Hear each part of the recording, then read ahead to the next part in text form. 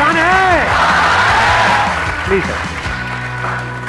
एक बार एक बहुत बड़ा बिजनेसमैन एक छोटे से गांव में जाता है। उसका प्लान होता है कि उस गांव में एक फैक्ट्री लगानी है। वो एक ऐसी जगह तक पहुंच जाता है जहां पर उसके सामने नदी होती है और उसके सामने गांव होता है।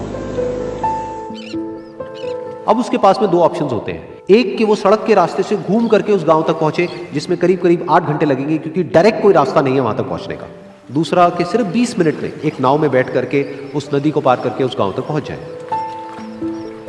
तो अपना टाइम बचाने के लिए उसने उस नाव में बैठने का डिसीजन लिया। वो नाव बहुत ही छोटी सी थी, जिसमें एक तरफ एक आदमी बैठा था जो कि नाव चला रहा था और दूसरी तरफ ये बिजनेसमैन बैठा हुआ था। तो नाव में बैठने की थोड़ी देर बाद उस बिजनेसमैन ने उस नाव वाले से पूछा, तुझे पता है तेरी नाव में कौन बैठा है?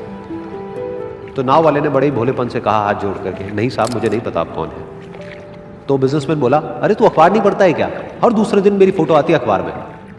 तो नाव वाला बोला, अरे साहब मुझे कहाँ पढ़ना लिखना आता है, मैं बहुत छोटा सा था जब मेरे पिताजी गुजर गए थे, तो अपने परिवार का ध्यान रखने के लिए मैं बचपन से ही काम में लग गया और तभी मेरा स्कूल छूट गया। ये सुन करके उस बिजनेसमैन ने उसका मजाक उड़ाते हुए उसको कहा, तुझे पढ़ना लिखना तक नहीं आता है, ऐसी जिंदगी का क्या फायदा? ये सुन करके उस नाव वाले को बुरा तो लगा, लेकिन उसने कुछ नहीं कहा।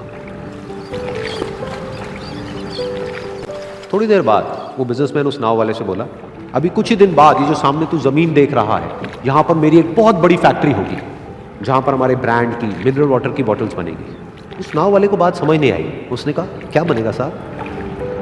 तो बिजनेसमैन थोड़ा सा इरिटेट होकर के बोला कि हमारे यहाँ पर पानी की बोतलें बनेंगी जो तेरे गांव में नहीं बिकेगी लेकिन शहरों में बहुत बिकती है।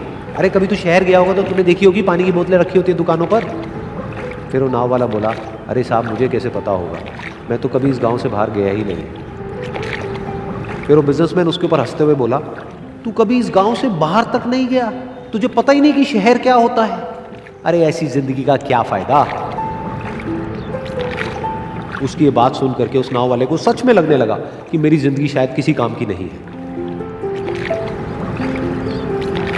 अपनी सोच की वजह से उसका नाव से ध्यान हटा और तभी नाव की टक्कर हो गई एक बड़े से पत्थर से, जिसकी वजह से नाव में पानी भरने लगा और नाव डूबने लगी।